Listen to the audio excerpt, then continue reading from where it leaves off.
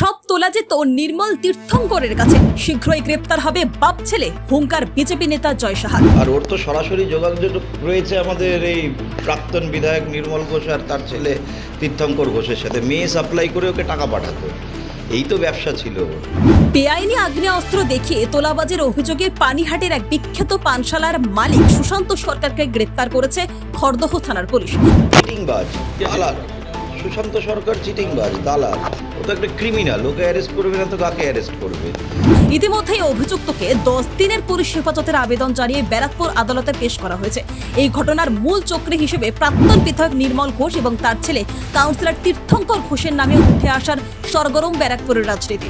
বর্তমানে খড়দহ থানার police mobile track করে রাজ্য জুড়ে পলাতক এই পিতা পুত্রের খোঁজে জোর তল্লাশি চালাচ্ছে। লটারি একটা ছিনতাই করে তাকে মেশিন দেখিয়ে মারধর করে ওপেন ফায়ারিং করেছে, এসব অভিযোগে অ্যারেস্ট করা যায়। তাছাড়া বহু আরও অভিযোগ আছে।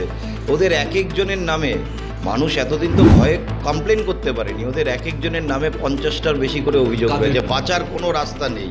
এই নির্মল ঘোষ, তীর্থঙ্কর ঘোষ আর এদের যত সাগরেদরা আছে, এদের বাঁচার কোনো উপায় নেই, পালিয়ে বেড়াচ্ছে এখন। যেদিন খোঁজ মিলবে সেদিনই পুলিশ ঘাড় ধরে দড়ি বেঁধে নিয়ে আসবে। শোনা যাচ্ছে সুশান্ত ঘোষের ড্রাইভার নাকি লটারি পেয়েছিল এবং সেই লটারি তাকে মারধর করে চমকে মেশিন দেখিয়ে ওপেন ফায়ারিং করে ওকে ভয় দেখিয়ে ওর থেকে লটারিটা নিয়ে নেওয়া হয়। আর এতে মদত দিয়েছিল এই নির্মল ঘোষ, তীর্থঙ্কর ঘোষ। ওদের বাড়িতে নিয়ে গিয়েই তো ওর থেকে টিকিটটা লুট করেছিল। গ্রেপ্তারের এই ঘটনায় সরাসরি শাসক দলকে নিশানা করেছেন বিজেপির যুবনেতা জয় সাহা। তিনি বিস্ফোরক অভিযোগ করে বলেন, এরা সবাই দুষ্কৃতমূলক কাজের সঙ্গে যুক্ত। সুশান্ত তোলাবাজির টাকা সংগ্রহ করে নির্মল ঘোষ এবং তীর্থঙ্কর ঘোষের কাছে পাঠাতো। খুব দ্রুতই নির্মল ঘোষ ও তীর্থঙ্কর ঘোষ গ্রেপ্তার হবে। পুলিশি তৎপরতা এবং রাজনৈতিক নেতাদের এই বাকযুদ্ধে এখন কার্যত তোলপাড় পানিহাটি। পুরো টাকাটা আত্মসাৎ করে নিয়েছে। আর এরকম বহু মানুষের টাকা আত্মসাৎ করেছে, বহু মেয়ের জীবনের সাথে প্রতারণা করেছে, তাদের সোনা গয়না বিক্রি করিয়ে। আর কি ব্যবসা করে সেটা তো মানুষ জানেই, মেয়ে সাপ্লাই করে। সুশান্ত ঘোষের একেবারে সঙ্গে থাকতো নির্মল ঘোষের সঙ্গে সুশান্ত ঘোষ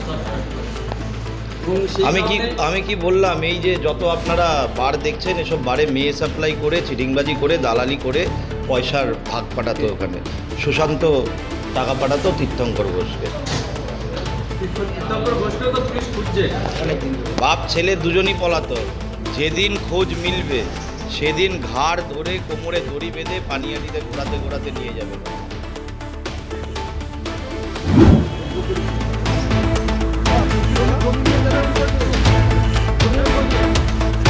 নিউজ ব্যুরো, জনমত বাংলা, খড়দা।